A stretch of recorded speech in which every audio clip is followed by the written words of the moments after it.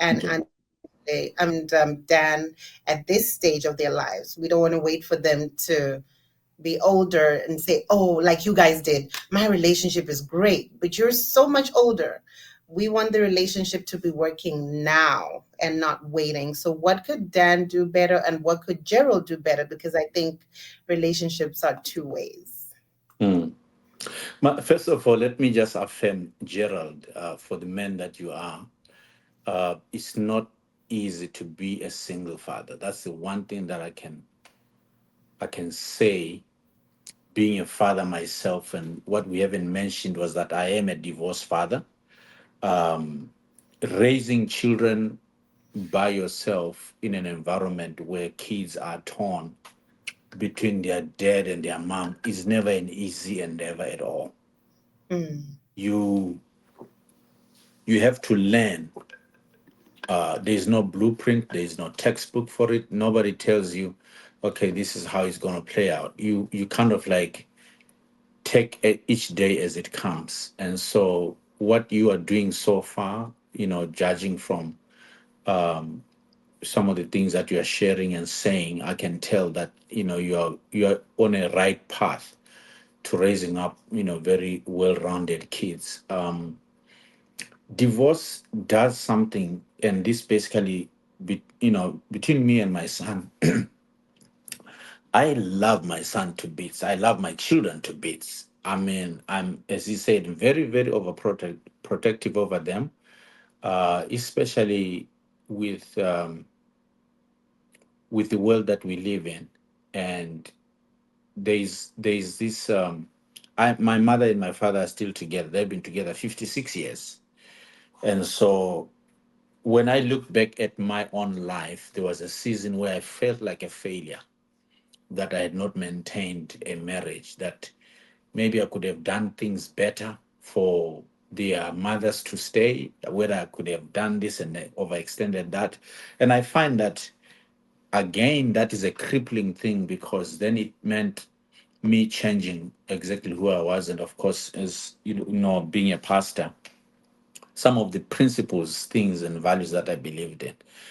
There was so much healing that had to take place in our family, even between me and my children, me and Andy and his mom. So much healing that had to be discussed, and all together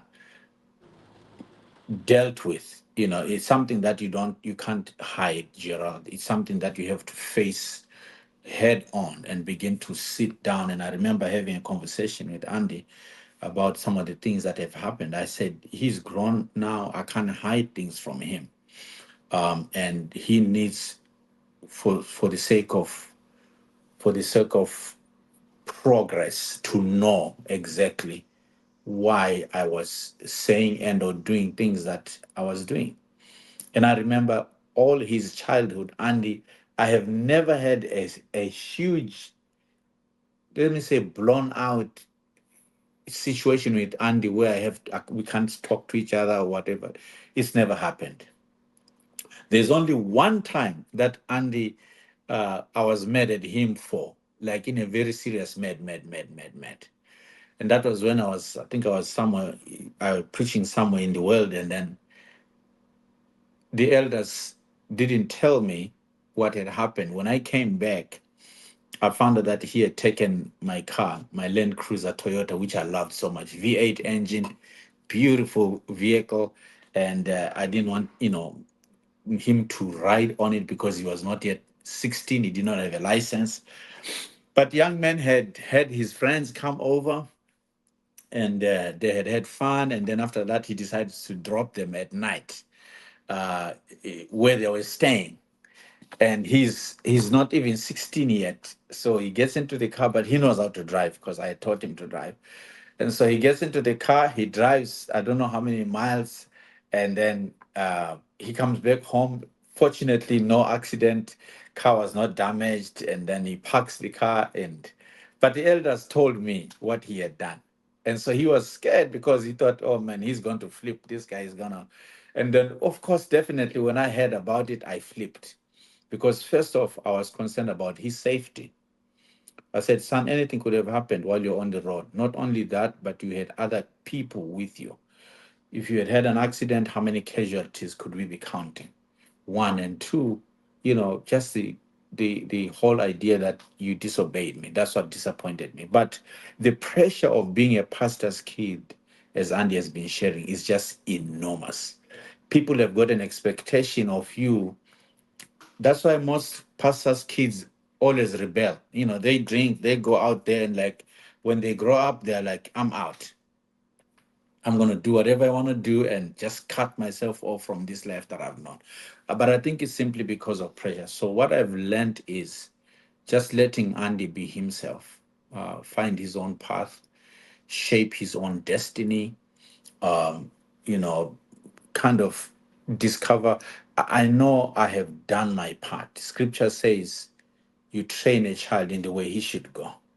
And after that, when he's grown, he may not depart, or he will not depart out of that path. And so That's that's good. what has been my principle, to say, Lord, I have done what I've had to do as a father, Hmm. although it will have been better for him to be balanced by the contribution of his own mother in his life, to Hmm. speak into areas that a woman can speak into.